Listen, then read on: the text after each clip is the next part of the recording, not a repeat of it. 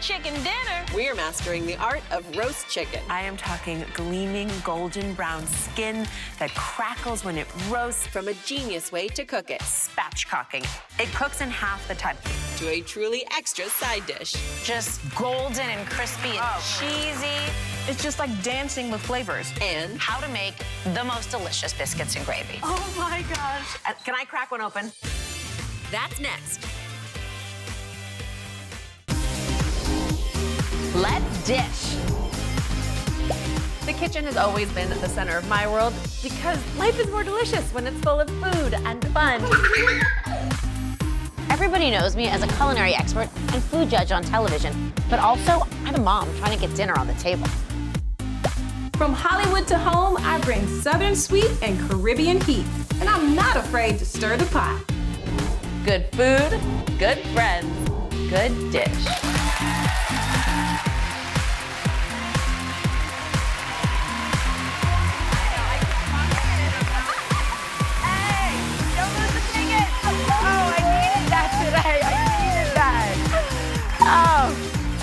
This chicken on now.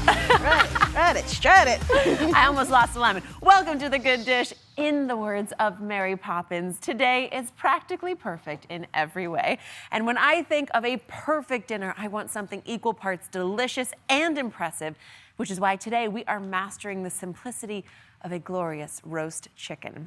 I am talking gleaming golden brown skin that crackles when it roasts and meat so tender and juicy that it makes your mouth water just thinking of it. In other words, a perfect family meal, a perfect entertaining meal, a perfect meal for just you. We are mastering roast chicken today. Okay, can we just first of all, yes, that doesn't. I know, like my mouth is watering now. Yes, great description. We're all salivating, but can we talk about the smell of the roast chicken? Like how it makes the house, it's just wafting through the house. It smells like a holiday. I think it should be like a candle scent. If we could put roast chicken in a candle. Can you imagine? Like, what is it about roast chicken? Does it bring back any memories for you guys or what? Well, first of all, I think roast chicken is just like the standard in cooking by which everything is measured, Correct. right? I first learned to roast a chicken when I was in college. I remember my final year of college, I realized that cooking was so fun, and if I did it myself, it was often better than the very cheap and not great meals I was eating out.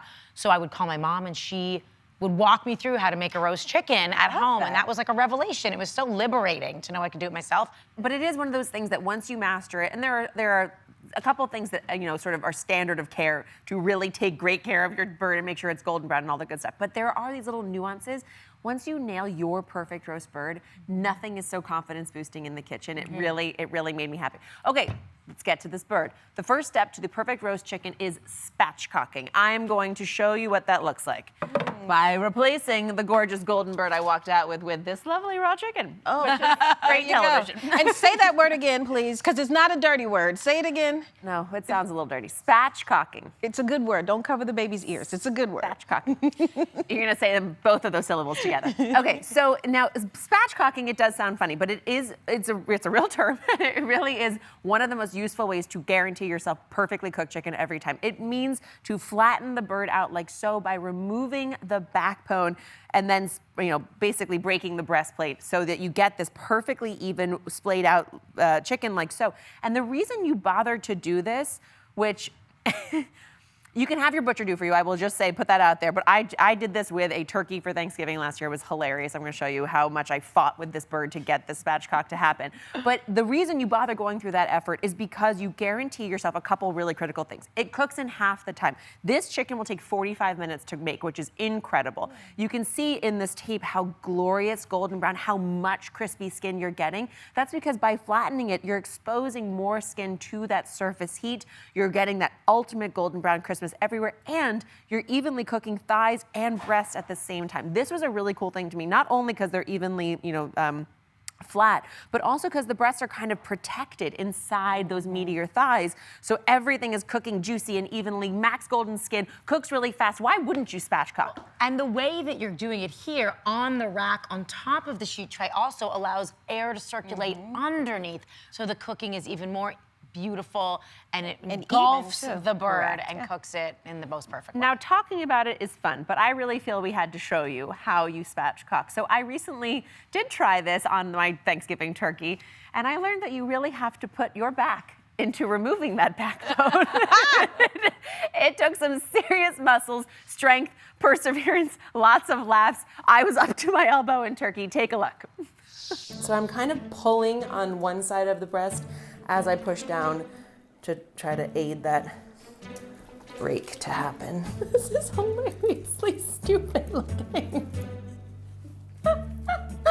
You know, if you can't laugh and have fun in the kitchen, then you are doing it all wrong, let me tell you. This is like a bionic Terminator bird. I don't know what is going on. God.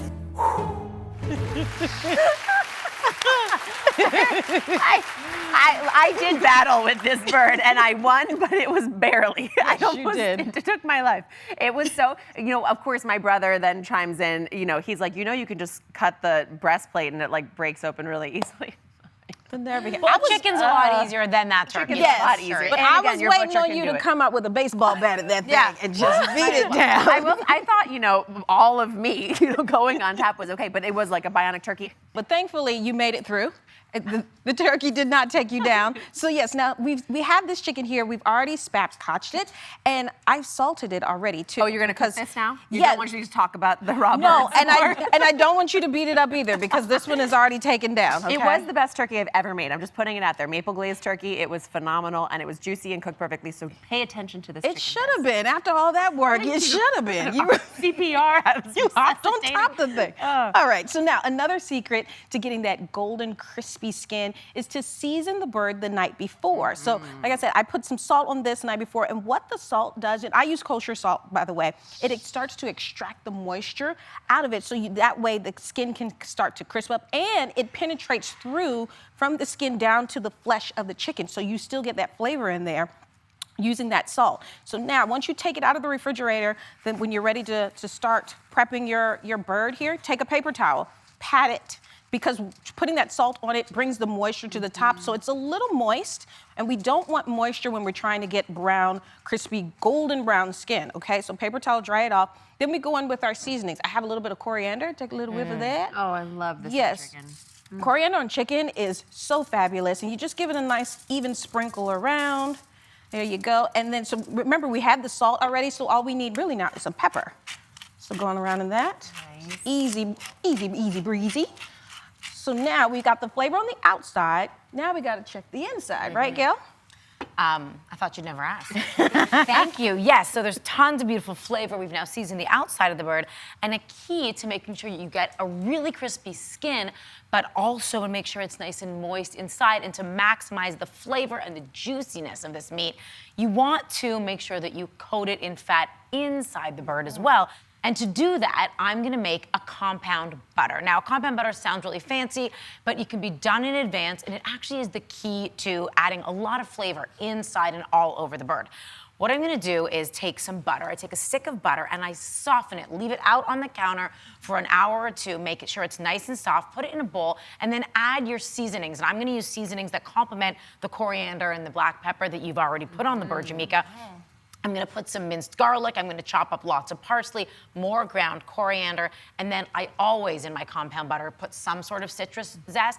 Orange zest is great, obviously lime zest if you're doing those flavors, but I'm here with a simple lemon zest, which is classic.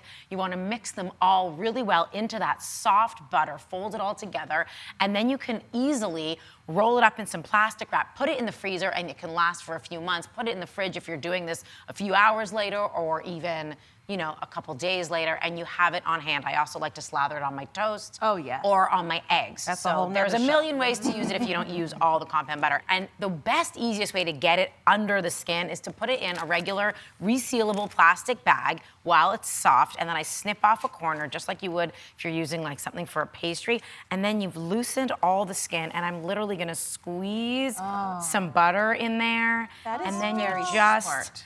pat it down and get it to move into Botox for chickens. That's There you exactly, and boy, do they need it because they're wrinkly. And this is just gonna plump them right up. So literally, I mean, how fun is that? I love that you use And then the it's bag, soft. because you know how sometimes you try to use your hand and your fingers or your nails tear the skin? So using the bag is so simple, and you can that get way it. Let's everything see if you stays can get like intact. a close up in here. I'm gonna just open up the skin under the breast, squeeze a little. But you're so right. You there. do tear the skin with your nails. Yes. This is great. You Also, want to you just can- be so gentle, but it really comes out evenly. So, and it's way less messy than like covering your hands. So now I have butter that I can just press into the breast, and all the herbs and the citrus and the flavoring get under that bird, and it is ready to go in the oven. Look at that little bird. Honestly, this is a great looking bird already. I'm gonna put this beauty in the oven, and we'll see how it turns out when we come back.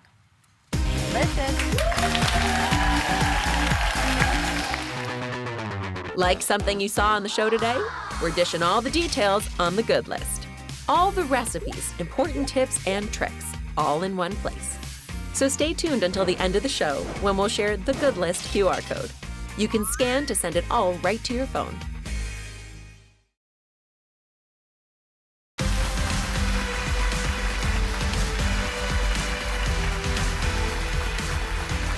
We're the winner chicken dinner.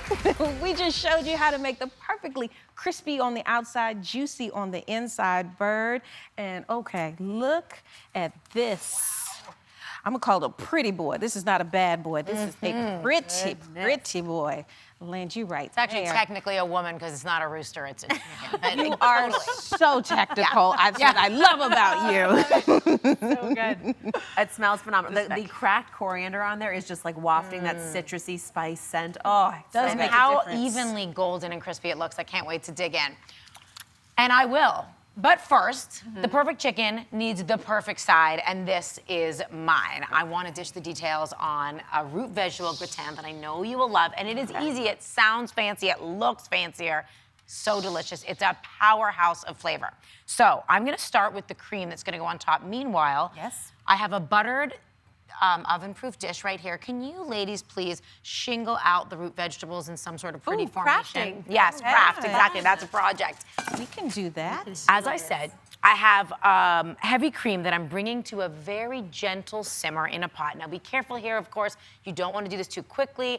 Cream can burn, it can scald very quickly if you're not watching it. So it's a gentle simmer, and as it comes up to temperature, I'm gonna add a few important ingredients. I'm gonna add some Parmesan, give that a whisk, let it melt gently into the cream, then a little fresh thyme leaves, some crushed garlic that goes right in, there we go, and finally some mustard powder. Ooh, that's nice. Yes, which will give it just like a little bit of a tang, a gentle, gentle heat. And of course, you always want to season it. So I've got some salt. I missed the bowl there, the pot for some reason, but lots of salt and freshly cracked pepper. I'm gonna whisk that up, and when it's just simmering, I'm going to place it when you're done shingling. You guys are doing a really stellar job, by the way. very artful. Gold stars all around. Doing it. Thank you. Makes the dream work over here. That looks great. Any alternates for thyme that you also love in this dish? I mean, if you're not into thyme, you can absolutely use a little bit of rosemary gently, because it's really infusing that flavor into the warm cream. You know, you could use really any herb that you love. A little sage might be nice at the holidays, for example. Nice. Delicious. And I just think you want to keep it really gentle, because it's, you know, it's not going to hit you over the head. It's just going to infuse into it. So I have this beautifully shingled root vegetable gratin. I have sweet potatoes, parsnips, potatoes. You can use turnips if you wanted to. Whatever you have on hand, I'm going to just pour it right over. Isn't that Nice. good looking? Get the cheese. Get the at Parmesan in there. Are you kidding? And then you're just gonna give it a little shake. Make sure that it coats all of the vegetables. Maybe just a pinch of salt and pepper on top. And then this is gonna go into the oven covered tightly with foil at 375 for about 45 minutes. And then after 45 minutes, I'm gonna take the foil off, sprinkle it with some extra shredded cheese, and let it cook at about 400 for another 20 minutes, and I'll show you how it looks. Oh, you teased You us ready? so I'm like, please come out with this. You want to slide that over that way? And then I have a finished one right here. Oh, yeah, it is bubbly and hot and gorgeous, golden and crispy and cheesy. I'm clapping for that. Thank you very much. Look at that gratin. See how easy that was, too? The color on that is beautiful. All the browning of the cheese on the sides. That's the pièce de résistance, as they say. I like how you say that, too. And then you can just serve it up with your chicken, of course. Goodness, this is like so heavenly, hedonistic, indulgent, delicious. I know. Perfect bird, perfect side, right? Also, guys, finding a way to make chicken and mashed, like chicken and potatoes in general is always perfect, but finding a way to elevate it like this, fine. Thoughts on the taste? Tell me what you think. The chicken is the most amazingly moist thing I've ever, like, it's everything that you need.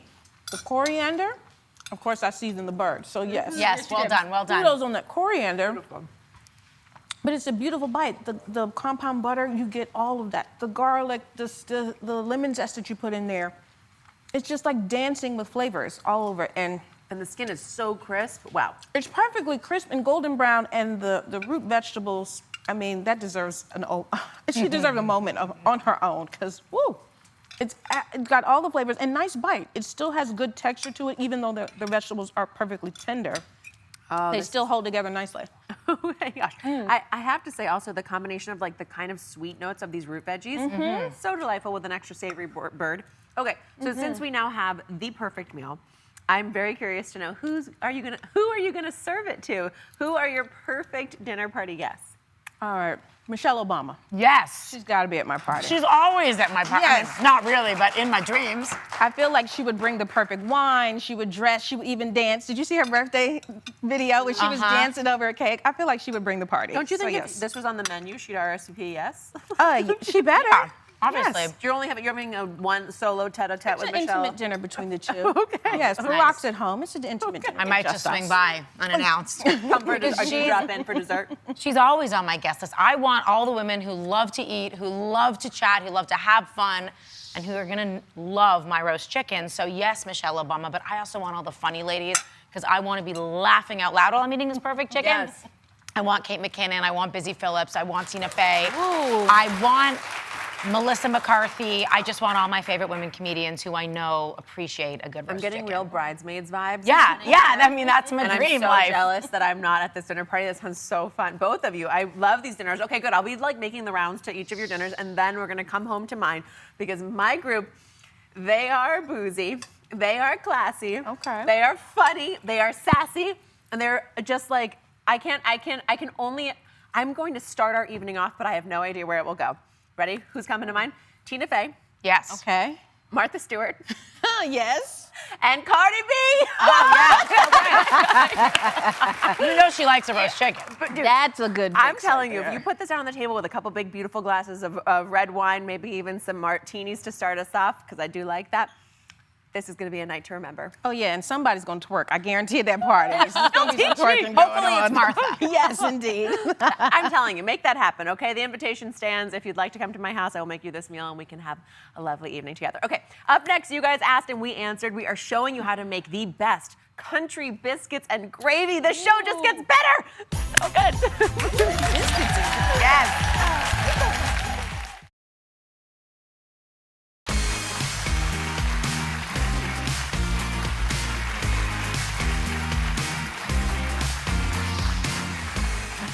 We're back with Ask the Good Dish, the part of the show where we answer your burning kitchen questions and solve the biggest culinary dilemmas. We've got an email from Stacy Goodwin from Decatur, Georgia. Stacy says, help, I'm a Yankee who married a good old Southern boy, and every time I try to make country biscuits and gravy, I mess it up, and it's so lumpy. I need a recipe that works. Ladies, let's show Stacy and everyone else how to make the most delicious biscuits and gravy. We're You here for ready? you, Stacey. Got this. Do it. Yes. Okay. We're gonna start with our food processor, and in it I have pulsed together baking soda, baking powder, flour, sugar, and salt. I'm just giving it a quick pulse once or twice to get them all mixed up together. And then to it, I'm going to add some butter. Now the key here is making sure that your butter, which I'm gonna add in 2 different parts, is really cold. Do not let it sit out on the counter. I probably shouldn't have even touched it with my fingers, because you want to really make sure that it stays cold. You want those pieces of butter to get right into the mix. So here we go. I'm gonna buzz this together till it really is evenly distributed throughout all of the flour. That's the first incorporation of butter, okay? Just like that. And you do it in 2 parts. Why? Just to help it distribute? Because the first incorporation of butter is gonna get all the way through the flour, make sure the dry ingredients so that there's fat distributed evenly. And then the second incorporation of butter, I'm going to just pulse, again, super cold butter here, that I'm going to pulse a lot more kind of erratically so that you just sort of get those pea-sized chunks of cold butter that will be distributed, that will really give your finished product that lift and that beautiful layered butteriness that you want. So That's what I call the butter pockets right there. the pockets, thank you. Butter That was the pocket. language that I was lacking. Yes, that is a culinary term, butter pocket. So you see when I just pulse it, it sort of comes together like in big pea-sized chunks, and that's what you're looking for. Before you get it too incorporated, you're just going to let it come out into a big bowl. Just so we can just Yeah, but don't touch it. Don't touch it too No, much. just showing. Just Yes, showing yes. the little pea-sized pieces in there. Exactly, butter beautiful. to You can create see that those steam. chunks. You just don't want it to warm up too much, and obviously your hands are warm. Yes. Although if you have naturally cold hands, you are a born baker. Yeah, that's true. I am not one of those people. I run hot all the time. I'm gonna make a little well in the center, and again, I'm not using my hands here, and I'm not using my hands to incorporate everything. I'm going to stir in some buttermilk and start mixing it together so that it all is incorporated really nicely. And that activates our rising agent. Exactly. Makes them moist and delicious. I love a good biscuit, guys. Saturday morning. It is biscuit. hard to resist, right? And once that just comes together and is still sort of shaggy, as they say, that's all you want. You're gonna dump it out onto a surface. And this is actually something that I will pick it up. From Yeah, you. please, take it I'm away. picking up what you're putting And down. take it away, Daphne. Okay, thank you. I have to say, this was something that, as I was getting more familiar with baking laminated dough, layered doughs where you want that nice, like, kind of puffed experience. This was something that I always would mess up. I would overmix this until it came into a ball, and by that point, you really have overworked your dough. So stopping when it's still in that shaggy place, and then you can even use plastic wrap to kind of gather the ball together, or really just a floured surface, just to kind of press it into this rectangle shape. And then this is a critical move to guarantee yourself multiple layers of gorgeous, delicious dough, where your biscuits are gonna end up with those tons and tons of like flaky layers. So what you saw I did, I just cut it into thirds and stack them on top of each other. And then I'm using very quickly, as Gail said, I'm not gonna work with my hands too much, but I am going to reform this into a quick little rectangle now with those 3 additional layers involved. And you can really see the chunks of butter here, yes. those pea-sized pockets. wow, wait till And they- they are integral to the baking process. Delicious. And I'm just sort of working it around quickly like so. Again, mainly so I can keep it in this nice rectangular shape, but also so that I make sure it's not sticking to the bottom. And then here's another little fun trick. Take a biscuit cutter or a cup, whatever you're using to cut your little rounds out. Dip it in some flour. Now, your impulse is to press it down and then twist it to release the dough. When you do that, you end up actually sealing the sides so you don't get that perfect lift. These are little hacks that So just no twist. No No twist. twist. Straight up and down. Straight up and down. And this is a perfect thing to have little kids do, and teach them young, teach them early that you never twist. We want maximum lift on these gorgeous biscuits. Now you are going to have some scraps left over, and one thing I found is I feel like I can get one additional roll out of the scraps before the biscuits stop being tender and flaky and delightful. But beyond that, you really don't want to overwork this dough.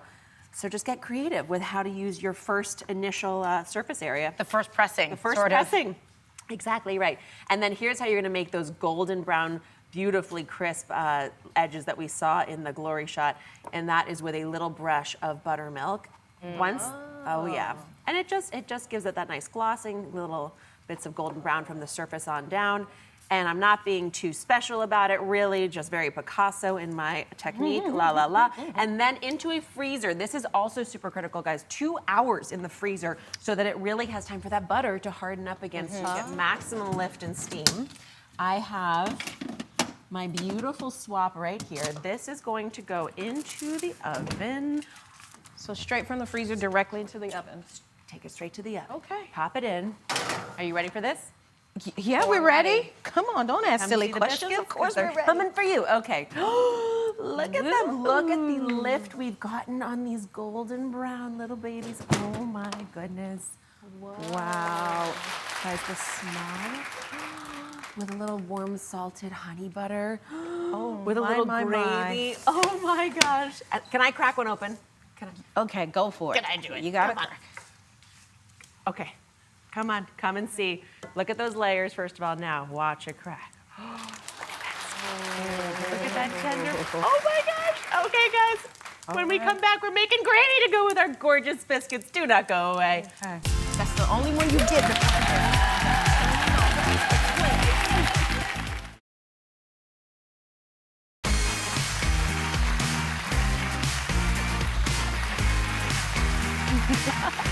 Welcome back to Ask the Good Dish, where we've been answering your burning questions from the kitchen. Now, Daphne and Gail showed you how to make the biscuits. It's gravy time now, okay? So I got you covered with this, Stacy. I browned the sausage in the pan until you get some of those nice crispy edges there. Just some breakfast sausage here? Breakfast sausage, whatever your favorite brand is, that's the right one to use, okay? Yes. And then we want to add in some flour because we have all of that beautiful sausage fat at the bottom. So this will be the equivalent to making a roux almost when we keep the sausage in the pan, using that fat in there, and that's going to thicken our gravy, okay? So that's the base. Coat all of your sausage very nicely in the flour. And then now, Stacy in Decatur, Georgia, you said you had lumps in your gravy. This is the tip that you want to do so you can avoid those lumps. I have milk here, and you're going to pour it in a little bit at a time, okay? So you want to work that flour into the milk, give it a little bit, start to bubble, reduce some, and then you'll come back and add a little bit more. If you add all of it at the same time, it's just going to clump up on you, and that flour doesn't get a chance to really absorb the milk and cook out. So yes, just a little at a time is where you go. And then I add all of this milk in here. Once it all comes together, you want to let it simmer for about 4 or 5 minutes. You'll know when it's ready. It's going to start to bubble, start to thicken up. I'm from the South, you from the South. We add a little cayenne pepper to it, and then just a little bit of salt and pepper, all right? And once it comes together nice and thick and beautiful, and the house is smelling like a glory. It's already smelling of biscuits, and then the sausage gravy comes in.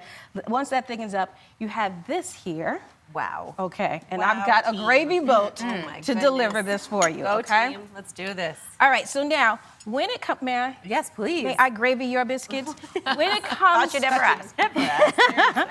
when it comes to putting gravy on your biscuit, you want to smother like a mother, okay? Thank you very Go much. all over the top because you want the gravy to kind of trickle into those cracks and flakes and crevices of that biscuit. And then we have a little hot sauce, some scallions, if you choose to. I choose to. I like what you choose to do. All right. You want a little? Why not? Just hit me one time.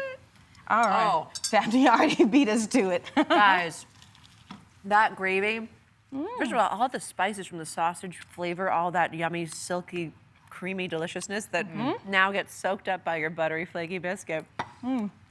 We killed it. Yeah. Oh, wow. You asked, we answered, and we killed it. The biscuits are so fluffy and steamy in the center, and those layers of buttery goodness, and then the gravy. Oh, flavor through and through. Gotta Make a crunch good on gravy. Gotta crunch on that crispy edge with the silky gravy going on top. It's beyond. Oh, yeah. All right, good. Our husband's going to thank us for We're this. gonna be busy for a few minutes. Up next, we are fixing overcooked rice. It's a really common issue, but it doesn't have to be thrown away. We'll show you what to do with it coming up next.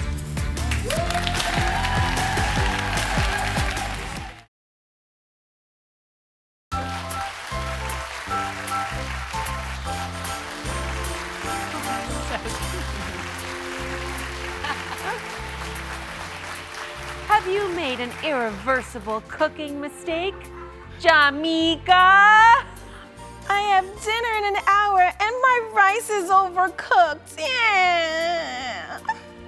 Well, have no fear. With a little creativity and some mealtime magic, you won't even remember you had a problem. Shamika, come on over here. Now, I know you know how to fix overcooked rice, but for everyone else who finds themselves in an I Love Lucy dinner time dilemma, we've got the tips and tricks to saving one of the most common dinner disasters, overcooked rice. Gail, tell us, what is the #1 mistake people make when cooking rice? Well, there's a few things that can go wrong when you're cooking rice, and so often it gets overcooked, but you can avoid it. First of all, make sure you're using the right pot. If your pot, the pot that you're cooking your rice in, is too thin, especially on the bottom, the heat from the stove can easily overcook the rice, scorch it from the bottom of the pot upwards instead of cooking it thoroughly within the pot, and that is a no-no. You want to make sure you're using a really heavy bottom pot so you can have more even heat distribution. The way to know if your pot is too thin, pick it up and just flick the bottom. And if you hear a clink clink noise, that is not the pot you want to cook your rice in, okay? You want to use something that has heavier oomph so the heat distribution is even. Next, turn down your burners. So many people cook rice on way too high heat. You don't want the direct heat underneath to cook the rice. You want the steam that builds up within the pot from the heat to cook the rice. So don't scorch your rice. Turn it down, let it cook gently and slowly and evenly. But if it's too late and you already have mushy, overcooked rice, you can still work with it. You can still make something delicious. It just might not be what you originally planned to make. But that's okay, because today we're gonna make an Italian favorite with overcooked rice called arancini, fried rice balls. The most delicious things with stuffed, gooey, cheesy centers, and they're the perfect thing to do with rice that's been overcooked. So here's how you make them. I'm gonna start with this mushy, overcooked rice, and into it I'm going to add a little bit of softened butter. Okay. And then I'm gonna add an egg. Jamaica, you wanna work the butter in, thank you, and the egg to bind it together, and that's gonna be the base. Then I'm gonna add some Parmesan cheese, yeah. Like the cheese. This yes. is a nice pivot. Things go wrong, you make them right. I like And this. let me assure you that you serve arancini to your guests when they arrive, and they will not be disappointed no matter what you had originally intended to make, right? Leave it to the Italians to have the solve be even more delicious yes, than the original. That's exactly right. Great. All right, then I'm going to, see, this is all it is as the base, and then I'm going to season with a little salt and pepper, of course. I got you. Thank you very much. And then you're going to make the ball that you can then stuff, and this is how you do it. I'm gonna take a little ice cream scoop, dip it in water so that the rice doesn't stick to it. Okay, and then I'm gonna actually wet my hands a little bit. I have this ball right here, and I'm gonna put a little indentation in the center. And then I'm gonna stuff it with peas and mozzarella, which is pretty traditional. But you can use any cheese you have on hand. You can obviously put some ham, some prosciutto in there. And then I'm gonna take the rice. You have to be very gentle here because it does come apart if you're not careful. So I'm gonna carefully roll it. Let's see if I can do this because the rice is getting warm. Yes, I'm gonna add a little more on top. There we go. Thank you. I'm gonna form that into a ball, and then I'm gonna dredge it. I have a flour, egg, and breadcrumb set up. I'm gonna start by just putting the flour over my rice ball, coat that really evenly, always being careful. I'm gonna dip it in my egg wash, just like this. And then finally, in breadcrumbs, coat it really thoroughly so you have in the end a completely coated rice ball. And you're gonna set it up, make as many as you want, and then the most important thing here, because they are so soft and warm, is to put them into the fridge for at least a half an hour to firm them up before you fry them. So I have some that I've done over here, and I'm gonna show you. Hey. Ooh. All right, they're nice and cold. I have lots going, and I have some that you already made. These are gonna go right into hot oil that is already at 350 degrees. You can see it sizzles automatically. And not to overfill this oil right now. There you go. That's right. Okay. And especially because they are so cold, dropping them into hot oil will lower the temperature of the oil, so you don't want to put too many in at a time. And you want to just fry them until they're deeply golden, not lightly golden, because you want it all to cook through. You want to make sure the egg is cooked, but you also want to make sure that the center is cooked. That mozzarella cheese pull. And my last tip is, after you take them out, sprinkle with salt, let them sit for a minute. First of all, they're scorching hot. And also you want to make sure that that heat distributes and it finishes cooking really well, and then you're ready to go. Can I crack one open? Please. See what, and oh, the stir it last up? thing I like to do, actually, sorry.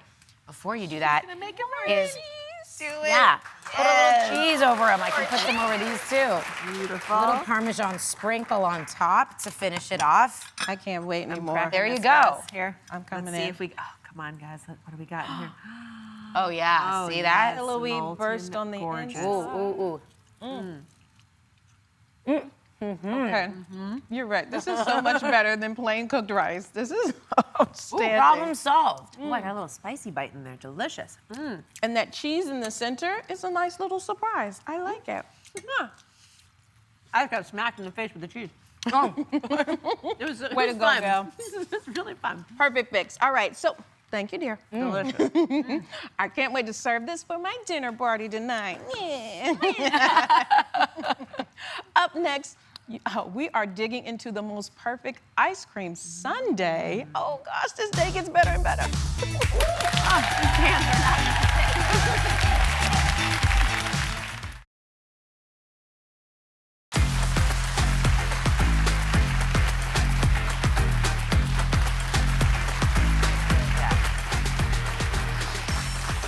So this is a picture of my kids diving into ice cream sundaes on New Year's Eve. This has been our family tradition for as long as I can remember. It is how we celebrate and ring in the new year. And yes, it is far from perfect. It's a complete mess, and that is totally okay. But it did get me thinking, what is the perfect ice cream sundae? Well, we found it, and we want to see it. Jamaica, bring it on over to the table. Whoa. My God. Woo!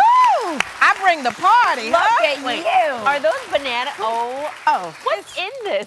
Oh, I don't know where to start. Everything. Okay. And the kitchen sink. So now, this here, Watch your lashes. I know. Everybody, let me hold myself back. Okay. All right. So this is from the Sugar Factory Sundae. It has all of the things you can possibly imagine. Let me walk you through this. All right. So it's called the King Kong. First of all, let me move over. This is Yeah, making go me over here. nervous. All right. I can't see you behind that. It's called the King Kong with 24 scoops of ice cream, a whole can of whipped cream, cake, walnuts, pretzels, sprinkles, woohoo! And chocolate candy, 4 waffle cones, 3 unicorn lollipops, and more. And some of the locations you can find and eat it in 30 minutes? If you can and if you can eat in 30 minutes, it's free. One single person? I don't even want to know how that happens, but yeah, God bless them. All right, so I like the perfect sundae, but I mean, when someone else makes it, this is how I want to have a sundae. Yeah, I mean, Daphne, I like your idea though of embracing the imperfections, right? And now tell us more about your sundae tradition at home. Well, it was something that I grew up doing this. I think maybe my grandparents started to begin with, and it really. The rule is that there's no rules. Here are my rules for my perfectly imperfect sundae bar. So we go to the supermarket and get all kinds of candy and every topping imaginable. And the only real rule is that it's kids' rule, no adult interference allowed, which is how you end up going through an entire can of whipped cream in a tiny bowl for one child, not even in this King Kong sundae. And I have to say, the kids have so much fun with it, obviously. We have so much fun watching them enjoy it and participating ourselves, because of course. But it's it's just a sweet, happy note to ring in a new year and a fresh beginning. And it definitely makes me feel even more so that it is those messy moments that are the memories. It is those times when your kids just feel like you're encouraging them to be kids and having fun with that and just leaning fully into it, that they're gonna hold on to and remember, I hope. And it's one of my all-time favorites. I will say though, for me personally, a perfect ice cream sundae must include hot fudge and wet walnuts or pralines. We Some got kind that of in nut. there. It's all in Wow. there. Yeah, we got you we're covered. We got a 6-course meal in there. Anything you need is in that sundae, so it's all for you. Are we gonna taste this thing? We are. Yeah. We will get into it, but first, up next, get all the recipes and info that we featured on today's show, including what's for dinner tonight. Ooh. Yeah, we can't let them see us. This is getting messy.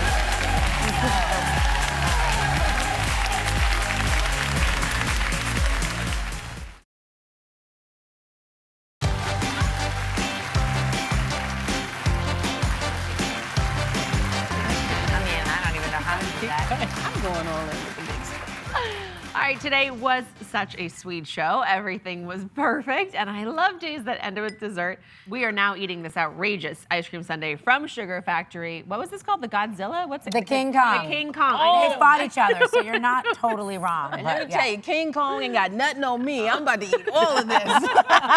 What'd you go for first? Oh, you got the donut. Oh yes, I'm topping the donut with vanilla ice cream. I believe it is. I mean, who cares? I don't know what you go for because everything is with everything. And there's now that I'm up close, I can see there's like pink chocolate shavings in here. I did go for a chocolate sandwich cookie. I feel like that's my move. I thought I was going for a scoop of vanilla, but it ended up just being whipped topping, and I'm not mad at it. See, you need a big colossal spoon so you could dip all the way to the bottom like that. That's the This way to would do it. create a war in my house. Two yeah. of these guys, but not four. I don't want to be there. You can't even allow those. It's insane. This whole thing is magnificent.